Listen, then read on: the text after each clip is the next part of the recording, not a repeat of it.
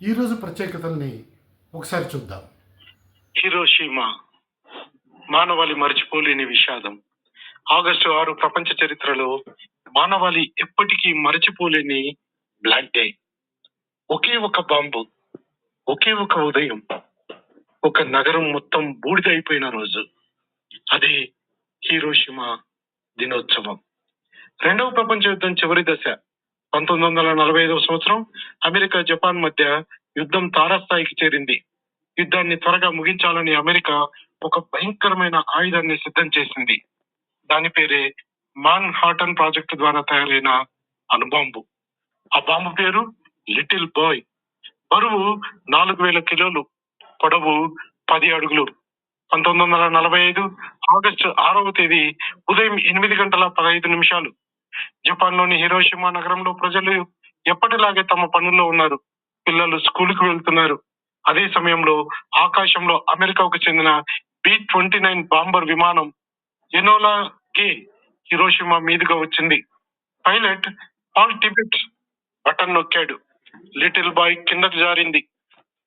43 సెకండ్ల తర్వాత 600 మీటర్ల ఎత్తులో ఒక్కసారిగా భూమి మీద సూర్యుడు పుట్టినట్లు అనిపించింది. ఉష్ణోగ్రత 4000 డిగ్రీల సెల్సియస్. ఒక్క సెకండ్లో 90,000 మంది అక్కడికక్కడే మరణించారు. తర్వాతి కొన్ని నెలల్లో రేడియేషన్ వల్ల మరణించిన వారి సంఖ్య 1,40,000కు చేరింది. బాంబు పడిన చోట 2 కిలోమీటర్ల వరకు ఏమీ మిగల్లేదు. మనుషులు, భవనాలు, చెట్లు అన్నీ బూడిద. బతికి బయటపడిన వారిని శివకుహ అని పిలుస్తారు. వారు జీవితాంతం రేడియేషన్ వ్యాధులతో బాధపడ్డారు. ఈ విషాదంలో ఒక చిన్నారి కథ ప్రపంచాన్ని కదిలించింది. ఆమె పేరు సదకో ససాకి. బాంబు పడినప్పుడు ఆమె వయస్సు 2 ఏండ్లు.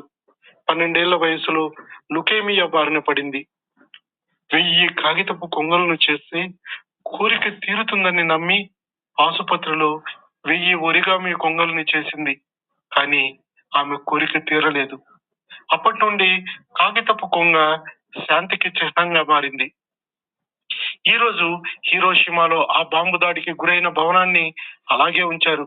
దాని పేరు అటామిక్ బాంబ్ డోమ్. అది ప్రపంచ వారసత్వ ప్రదేశం. ప్రతి ఏటా ఆగస్టు 6న హిరోషిమా పీస్ మెమోరియల్ పార్క్ లో శాంతి సభ జరుగుతుంది.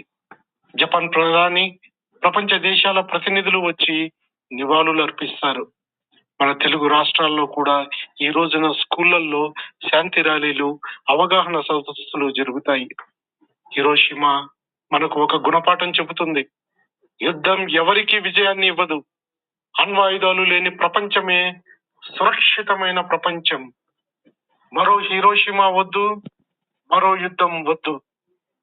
ఇది DDR ఛానల్ మీకోసం చరిత్రలోని నిజాలను తీసుకొస్తూనే ఉంటాం. జై హింద్.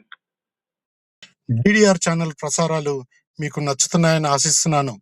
దయచేసి లైక్ చేయండి, కామెంట్ చేయండి, షేర్ చేయండి, సబ్స్క్రైబ్ చేయండి. Thank you very much.